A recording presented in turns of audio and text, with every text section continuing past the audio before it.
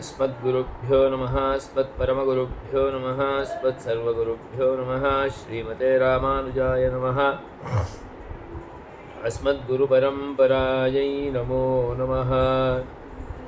श्रीशैलेशदयापात्रं धीभक्त्यादिगुणार्णवं यतीन्द्रप्रवणं वन्दे रम्यजामातरं मुनिम्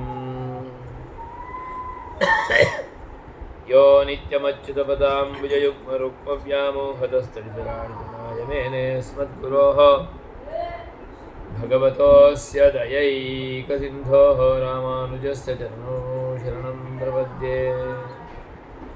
श्रीमते रामानुजाय नमः श्रियः कान्तो वरगुणगणैकास्पदवपुः हताशेषापत्यं परमखमतो वाङ्मनसयोः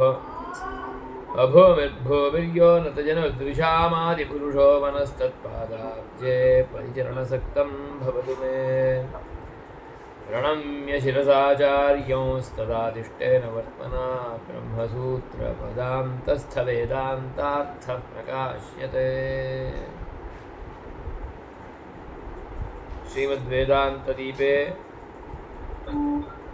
द्वितीये अविरोधाध्याये द्वितीयः तर्कपादः तत्र चतुर्थम् उपलब्ध्यधिकरणं तस्य अनुवर्तनभागः पूर्वपक्षः अस्माभिः आलोकितः आसीत् मध्ये तन्तुः त्रुटितः इति कृत्वा वर्गस्य कृते प्रतिबन्धः आसीत् इदानीम् अनुवर्तामहे पूर्वपक्षस्य प्रथमं तत्र भवन्तः पारायणं कुर्वन्तु नाभाव उपलब्धेः योगाचाराभिमतः ज्ञानमात्रभाववादः समीचीनयुक्तिमूलः उतना इति संशयः समीचीनयुक्तिमूलः इति पूर्वपक्षः सत्तापवादिनापि तत्तदर्थाकारज्ञानस्य प्रकाशमानत्वम् अवश्याश्रयणीयम्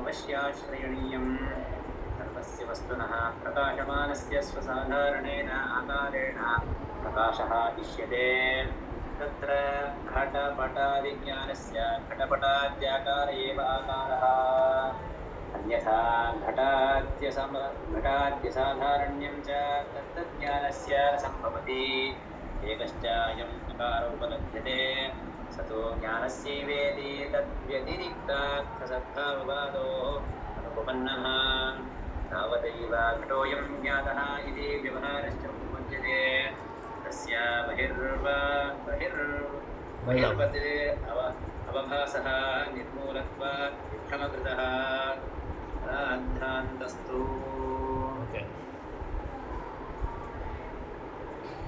एतेषां योगाचार पक्षिणां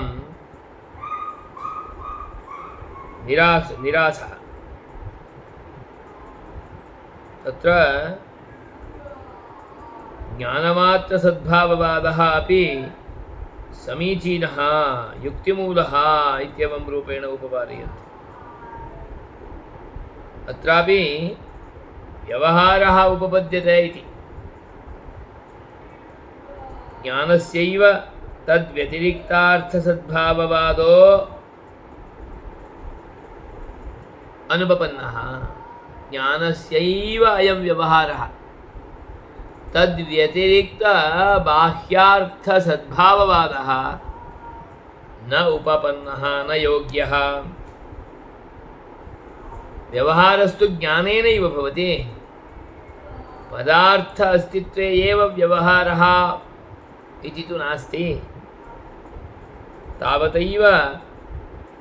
घटोऽयं ज्ञातः इति व्यवहारः उपपद्यते एकश्च अयं घटः तत्र घटादिज्ञानस्यैव घटपटाद्याकाररूपेण भानं ज्ञानस्यैव बहिः भानं बहिः भानं बहिः विद्यते इव भाति परन्तु बहिर्नास्ति बहिर्वद् अवभासते ज्ञानमेव बाह्यपदार्थवत् अवभासते विद्यते इति न अवभासः अवभासो भवति तद्विषयकव्यवहारोऽपि भवति परन्तु तत् न स्थिरं तिष्ठति यतो हि क्षणिकम् अतः बाह्यः अर्थः नास्त्येव विद्यत इव भाति यावता भवता स च पदार्थः व्यवहारानुगुणत्वेन रूपेण स्वीक्रियते तावता स च पदार्थः तत्र नास्त्येव अन्य एव सः किञ्चित्कालपर्यन्तम् अन्यान्यरीत्या तस्य उपलब्धिर्भवति अनन्तरम् उपलब्धिरपि न भवति अतः उपलब्धिरिव भासते बहिर्वदवभासते अतः तस्य बहिर्वदवभासः निर्मूलत्वात् विभ्रमकृतः अयं व्यवहारः मूलं नास्ति तस्य कृते वस्तु तत्र न भवत्येव वस्तु नास्ति खलु यावता भवता गम्यते तावता तत् क्षणिकं वस्तु इत्याकारकं यद्वर्तते तदपि नास्ति तन्नष्टमेव एते तु वस्तूनां क्षणिकत्वम् उपादाय तद् बहिः अस्ति इत्येवं रूपेण वदन्ति तद् बहिरपि नास्ति अस्तीव अवभाति अतः बहिर्विद्यते इव यः भानविशेषः व्यवहारविशेषः अस्ति सः विशिष्टभ्रममूलः सामान्यभ्रमोऽपि नास्ति विशिष्टभ्रमः सः यतो हि वस्तु नास्ति ज्ञानं विना अन्यत् किमपि जगतीतले नास्त्येव एते बाह्यार्थवादिनः अपि क्षणिकत्वेन रूपेण यदुपपादयन्ति तदपि अस्तीव भाति तन्नास्ति तत्र वस्तुनः एव अभावात् वस्तुरूपेण ज्ञानमेव भासते अतः यद्यद् अवभानं तत् सर्वमपि ज्ञानस्यैव भानं वस्तु नास्ति अतः बाह्यार्थमपि शून्यम् अविद्यमानम् विज्ञानरूपमेव तत् अर्थतत्त्वं नास्ति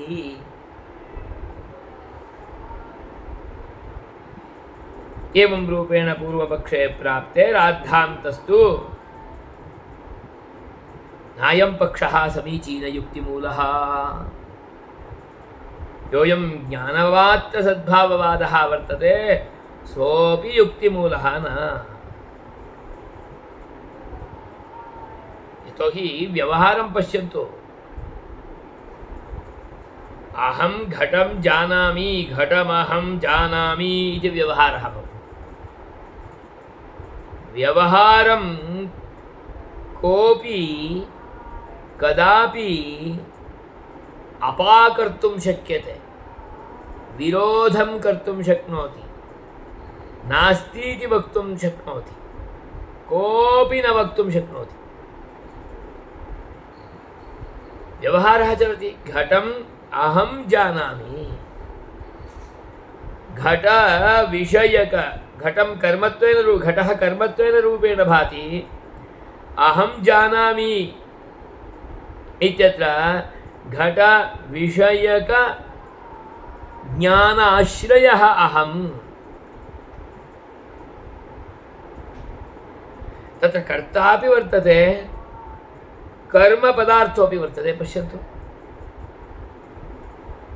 यतोहि इदं सकर्मकधातु जानामि इति किं जानामि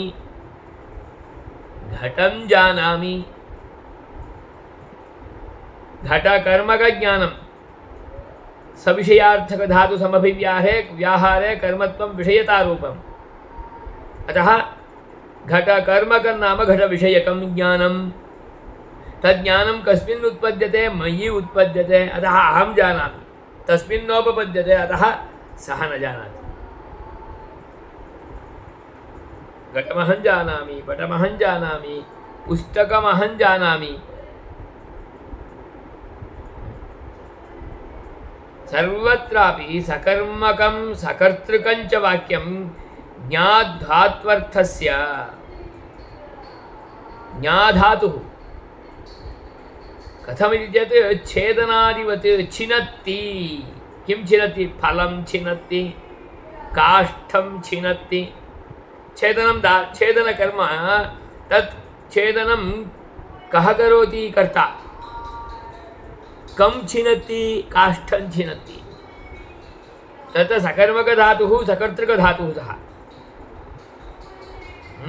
अतः स्पष्टयन्ति छेदनादिवत् इदं ज्ञानमपि छेदनादिवत् सर्वलोकसाक्षिकम् उपलभ्यमानं सकर्तृकर्म कर्तृकर्म व्यतिरेकेण केवलस्य ज्ञाधातोः अर्थसद्भावः कथं भवति छिद् धातोः सद्भावः कथं भवति छेदनम् इति क्रिया इति चेत् तत्क्रिया एकम्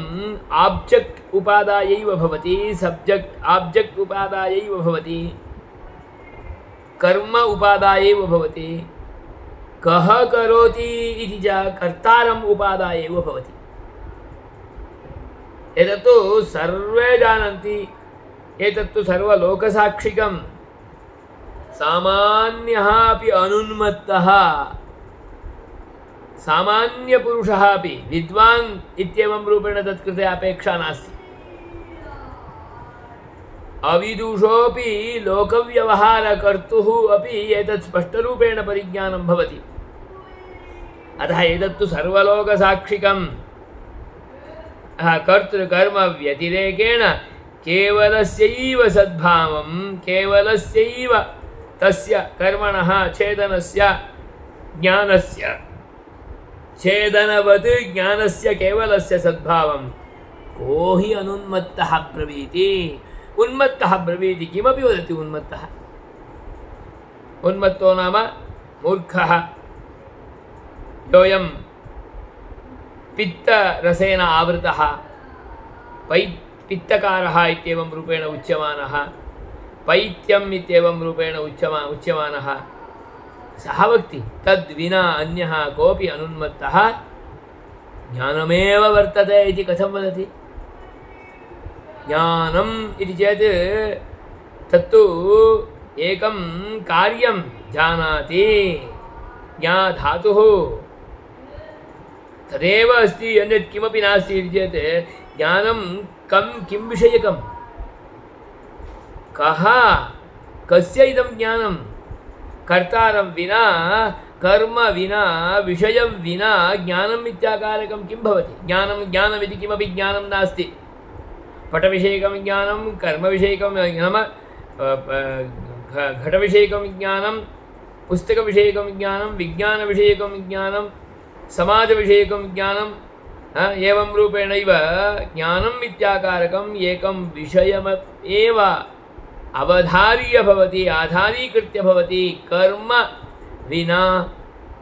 तादृश ज्ञानम् इत्याकारकं भवति इति कोऽपि अनुन्मत्तः ब्रवीति यत् सद्भावम् अनुन्मत्तः को ब्रवीति इति प्रश्नं करोति स्व असाधारण आकारश्च छेदनादिवत् तत्तदर्थव्यवहारयोग्यतापादकरणे योग्यतापादन आकारेण उपलभ्यते एवं छेदनादेरपि आकारो द्विधा भावनादिहेतुतयैव कर्तृगतस्य उपलभ्यते स्व असाधारण आकारश्च ज्ञानस्य कृते आकारो अस्ति ज्ञानम् इति स च आकारः छेदनादिवदेव भवति नाम छिनत्ति इत्यत्र यदिदं या इयं क्रिया भवति तद्वदेव इदं ज्ञानमपि तत्तदर्थव्यवहारयोग्यता आपादन आकारेण तस्य अर्थ आपादनम् अर्थः भवेत् बोधः भवेत् यद् बोधयोग्यता आपादन आकारेण स च आकारः लभ्यते छेदनस्य आकारः यथा छेदनमिति चेत् द्वैधीभावरूपः एकः क्रियाविशेषः ज्ञानम् इति चेत् तद्विषयकबुद्धिविशेषरूपः कार्यविशेषः सः व्यापारविशेषः सः छेदनादिवति इति अतः तदुदाहरणमपि उपादाय वदति तदर्थव्यवहारयोग्यत आपादन आकारेण तस्य कृते सः असाधारण आकारः नाम चेतनस्य कृते एकः आकारः ज्ञानम् इत्यस्य कृते एकः आकारः गच्छति इत्यत्र गमनस्य कृते एकः विशिष्टः आकारः अतः स्व असाधारण आकारः सः तत्तत् क्रियायाः कृते तत्तत् कार्यस्य कृते विद्यमानः एकः असाधारणः आकारः तत्तत् वस्तुविषयकोऽपि भवति सः आकारः स च आपादन आकारेण स च उपलभ्यते एवं छेदनादेरपि आकारः अस्ति कोऽयम् आकारः द्विधा भावनादिहेतुतया छेदनम् इति चेत् द्वैधीभावनं द्वैधीभावनस्य कृते हेतुत्वेन रूपेण एकः आकारः उपलभ्यते स च आकारः कुत्र अस्ति इति चेत् कर्तरि वर्तते सः कर्ता द्वैधीभावं करोति चेदेव तच्छिन्नं भवति अन्यथा छेदनमेव न भवति छेदनक्रियायाः कार्यस्य कृतेपि एकः आकारः भवति न हि अमूर्तानां क्रियादीनां कर्तृकर्म निरूपणीय स्व आकाराणां कर्माकारत्वम् आश्रीयते क्रिया तु पश्यतु क्रिया इत्येवं रूपेण विद्यमानस्य कृते एकः कश्चन आकारः ज्ञानम् इत्यस्य कृते एकः आकारः इति ज्ञानस्य कृते कोऽयम् आकाररूपेण उपलभ्यमानः पदार्थः चेत् कश्चन आकारो भवति द्वैधीभावव्यापारः तत्कृते आकारो अस्ति ज्ञानव्यापारः अहं वदामि भवान् शृणोति तेन भवत्कृते एकः विशिष्टः ज्ञानविशेषः व्यवसायात्मकः ज्ञायते तदपि कथम् अनुमीयते अग्रिमव्यवहारेण स च कश्चन आकारः क्रियादीनां कृते न भवति अर्थव्यवहारस्य कृते आपादन आकारः कश्चन योऽयं वर्तते सः द्वैधीभावः छेदनमिति तत्कृते योऽयम् आकारः व्यवहाराधारितः स च आकारः कर्तृगतः कर्ता तत्साधनमुपादाय कर्तयति स च आकारविशेषः वर्तते परन्तु क्रियायाः कृते कोऽपि आकारः नास्ति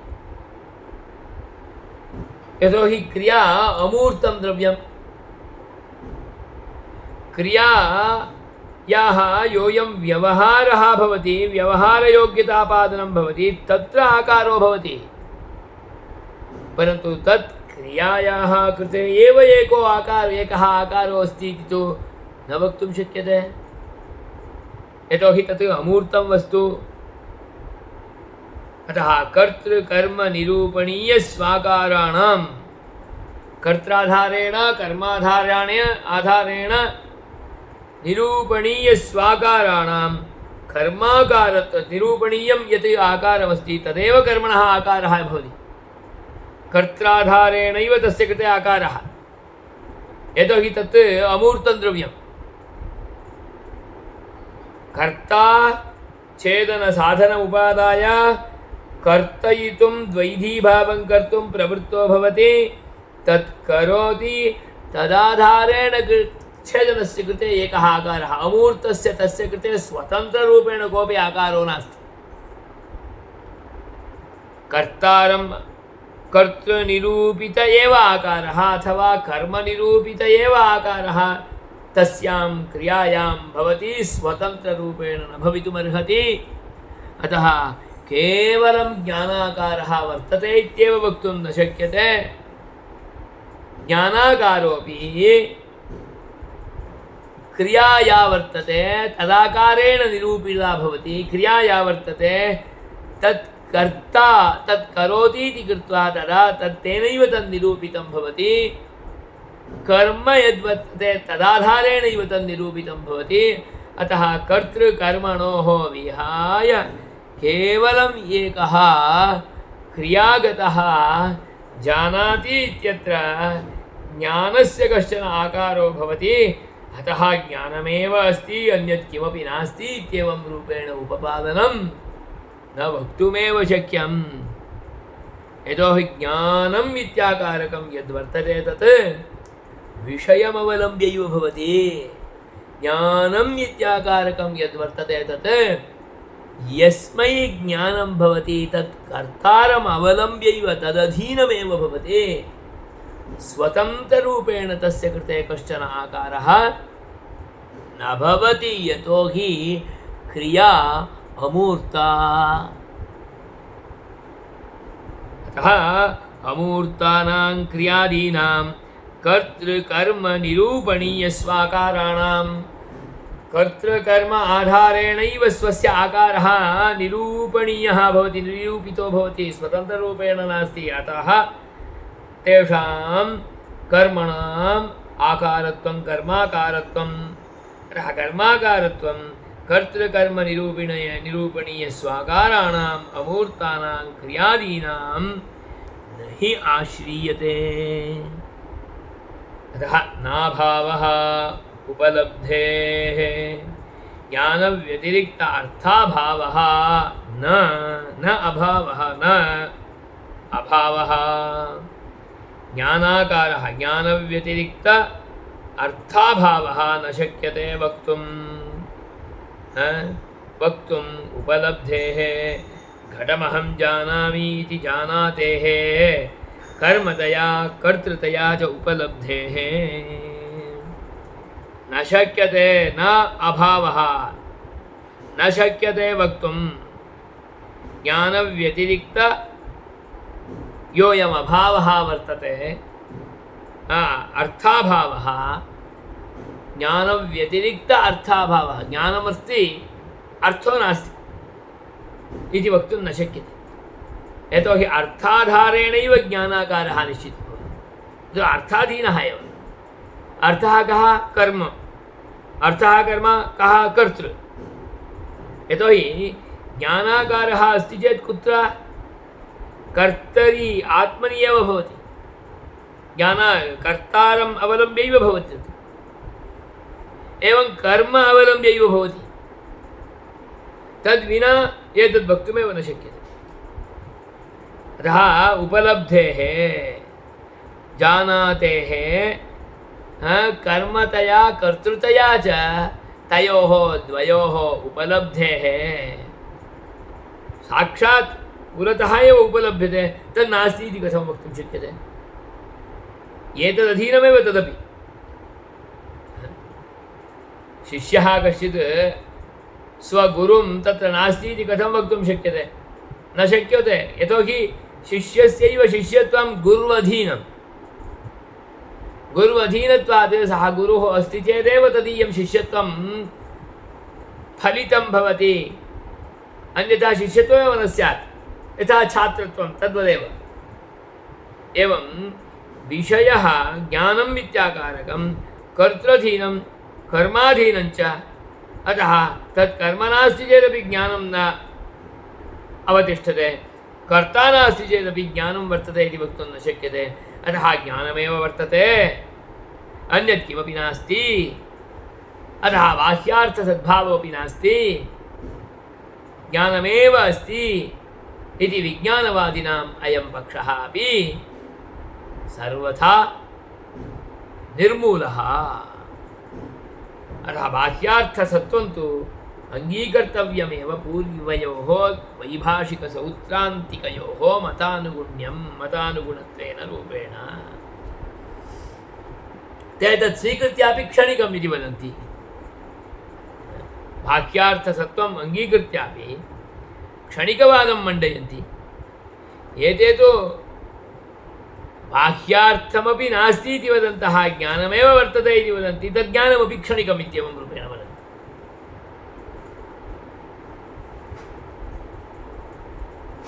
वैधर्म्याच्च न स्वप्नादिवत् स्वप्नज्ञानादिवच्च जागरितज्ञानानां न मिथ्यार्थत्वं तद्वैधर्म्यात् निद्रादिकारणदोषबाधकप्रत्ययरहितत्वादित्यर्थः। चकारात् तान्यपि यथार्थानि इत्यभिप्रायः।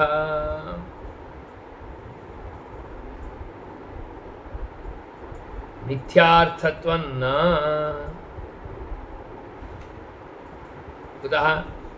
वैधर्म्यात् विरुद्धधर्मः जाग्रदवस्थायां स्वप्नवत् अर्थो नास्ति इति वदन्ति चेत् कथं भवति? अवस्था एषा तु जाग्रतावस्था, निद्रापि नास्ति, स्वप्नमपि नास्ति, परन्तु वदन्ति पदार्थः नास्ति, अर्थः मिथ्या इति। कथं? स्वप्नादिवत् स्वप्ने दर्शनं भवति, उत्थाय बहिरागच्छति, परन्तु पदार्थः न भवति। ज्ञानं भवति, परन्तु पदार्थः नास्ति। बाह्यार्थशून्यम्, अर्थशून्यत्ववादः अयम्। अर्थशून्यवादः अयं न घटते। कथं? जागरितज्ञानानां स्वप्नज्ञानादिवत् मिथ्यार्थत्वं न घटते। तद्वैधर्म्यात् यानी निद्रादिकारणदोषबाधकप्रत्ययरहितत्वात्। निद्रायाः कारणं दोषः, तमोगुणस्य आवरणं भवति चेदेव खलु निद्रा आयाति।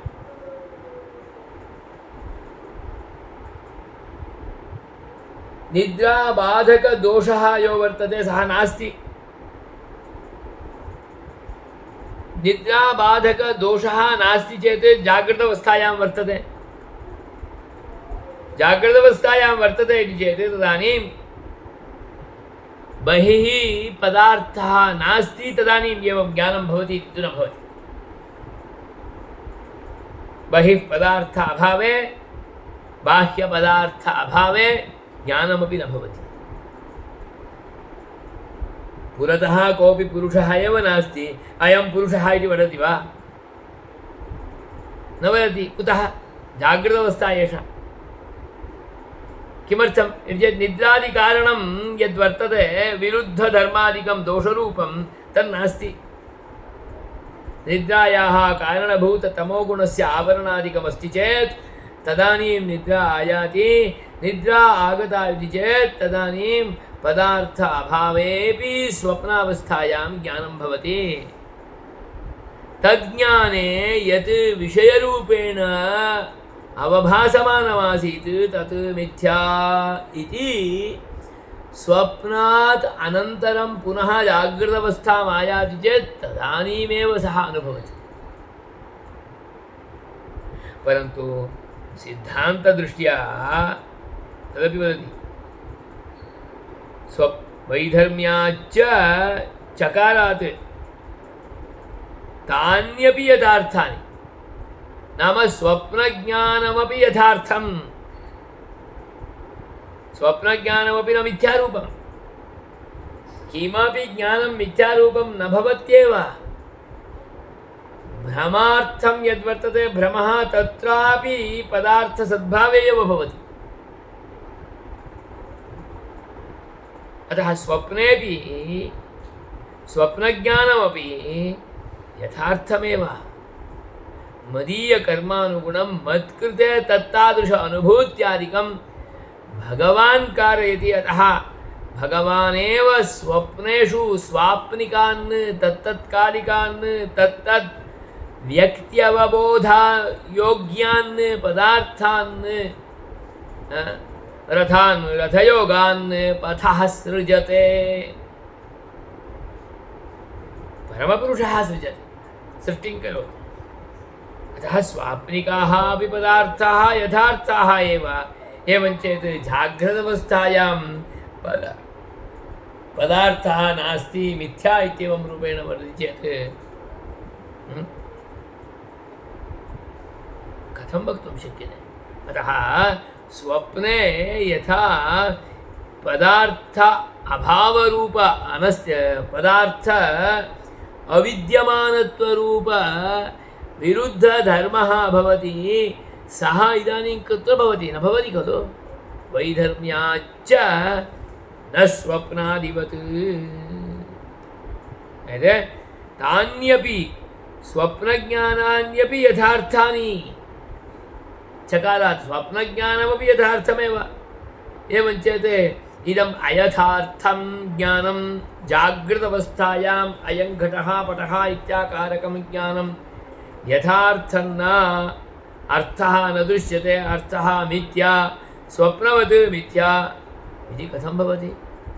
स्वप्नेपि अर्थो भवति चेदेव ज्ञानं भवति स्वाप्निकः अयमर्थः अतः स्वप्नार्थः भ्रमेऽपि ज्ञानार्थः अस्ति चेदेव ज्ञानं भवति अतः सः भ्रमकाले विद्यमानः तत्तादृशः अर्थविशेषः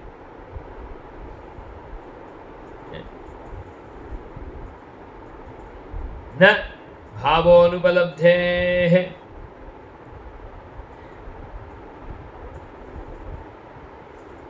ज्ञानस्य भावः न कीदृशस्य ज्ञानस्य अर्थशून्यस्य ज्ञानस्य न भावः न अस्तित्वं न विद्यमानत्वं न भावः अर्थशून्यस्य केवलस्य ज्ञानस्य न भावः न भावः सम्भवति न सत्ता सम्भवति न विद्यमानत्वं सम्भवति कुतः अनुपलब्धेः ज्ञानम् इति भवति चेत् ज्ञानाकारः अस्ति चेत् तदाकारे परिदृश्यमानपदार्थः तत्र भवेदेव न विद्यते चेत् ज्ञानं न भवति ज्ञानं भवति अतः तत्र अर्थः विद्यते स्वप्नेपि ज्ञानं भवति अतः अर्थः विद्यते स च पदार्थः स्वाप्निकः पदार्थः भ्रमज्ञानेऽपि अर्थः अस्ति अतः ज्ञानं भवति स च पदार्थः भ्रामकः पदार्थः अर्थस्य उपलब्धिर्न भवति अतः भ्रमः इति व्यवहारः ज्ञानं तु अभूदेव खलु शुक्तिकायाम् इदं रजतमिति ज्ञानं रजतमिति ज्ञानम् उत्पन्नम् अत एव तत् स्वीकरणार्थं प्रवृत्तिरपि जाता ज्ञानम् उत्पन्नं चेत् विषये असति ज्ञानं कथम् उत्पद्यते अतः वस्तु अस्ति वस्तुगत धर्माणाम् आधारेणैव खलु तद्वस्तु अस्ति उत न इति निश्चीयते अतः भ्रमस्थलेपि ज्ञानं सत्यम् उपलब्धिर्नास्ति अतः भ्रम इति व्यवहारः स्वप्नेपि ज्ञानं सत्यं